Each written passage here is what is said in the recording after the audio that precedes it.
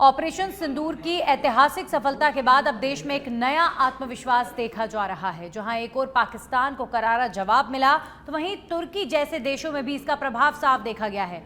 पूरे मसले पर आज हमारे साथ हैं, आपने देखा, केंद्रीय पर्यटन और संस्कृति मंत्री गजेंद्र सिंह शेखावत ने सच बेधड़क से बातचीत की और एक्सक्लूसिव बातचीत करते हुए उन्होंने बहुत कुछ कहा। ये आपको सुनाते हैं। केंद्रीय पर्यटन मंत्री गजेंद्र सिंह शेखावत, इनसे जानते हैं। सर, स्वागत है आपका सच बेधड़क में। ऑपरेशन सिंदूर की सफलता को कैसे देखते हैं?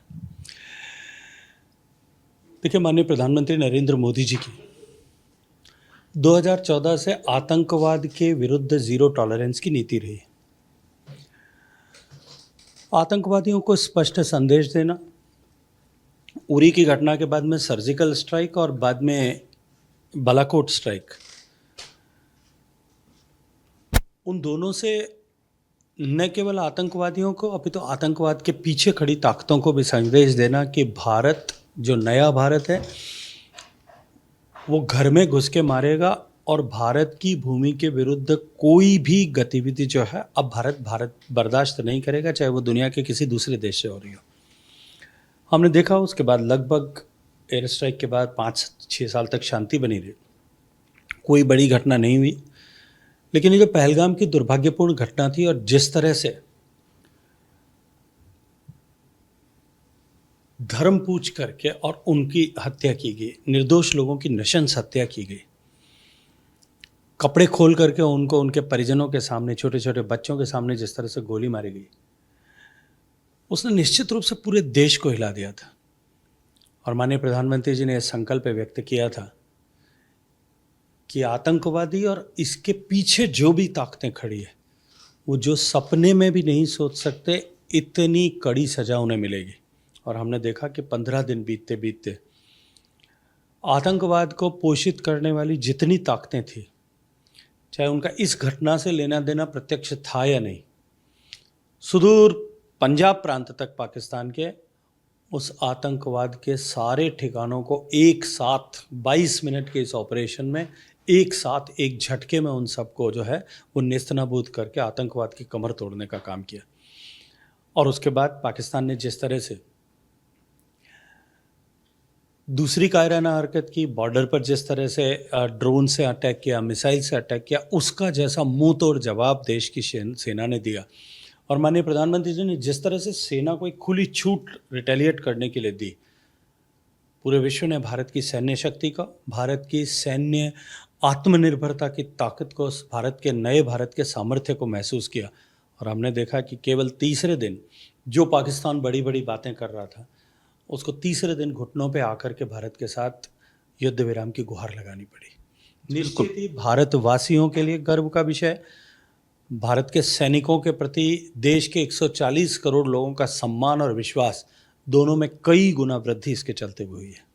सर, जब तनाव चल रहा था सीमाओं पे, तो आप लगातार सीमा क्षेत्र में घूम रहे थे, सीमा संगठन में काम करने का भी आपको अनुभव है। उस समय क्या माहौल देखा वहाँ के आमजन में?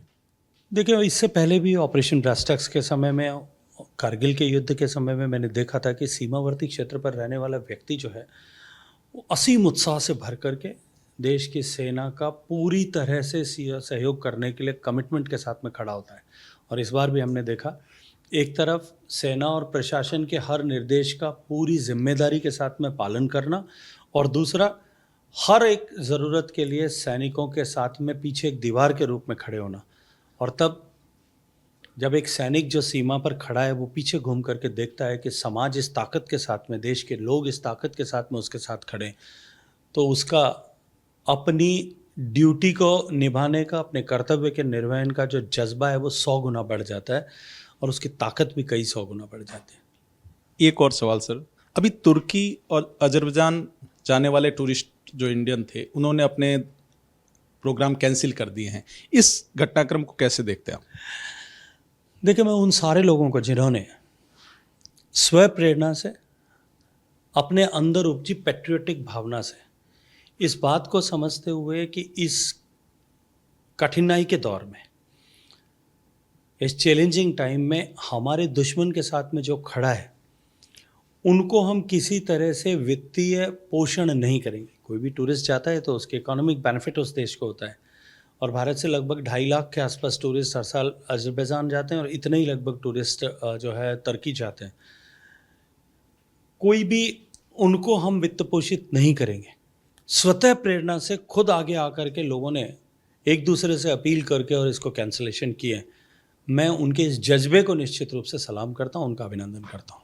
एक आखिरी सवाल सर, जम्मू कश्मीर में वापस टूरिस्ट उसी गति से जाए जिस गति से अभी स्पीड देखी गई थी, वो एक रुक गया है, उसके लिए पर्यटन मंत्रालय कुछ कदम उठा रहा है? देखिए, कुछ नीजक रिएक्शन आया है, लेकिन मैं आपको जिम्मेदारी से कहता हूं कि जिस दिन ये घटना हुई थी 22 तारीख को, 25 तारीख से लोग रिवर्स वापस कश्मीर जाना शुरू कर दिए थे। और कुछ शायद मुझे लगता है कि इस घटना के दुष्प्रभाव से कुछ परिवर्तन आएगा। ओवरऑल इंडिया के टूरिज्म पे कोई इम्पैक्ट नहीं होगा, क्योंकि जो लोग कश्मीर जाने वाले थे उन्होंने हिमाचल जाने का प्लान किया है, किसी दूसरी जगह जाने का प्लान किया है।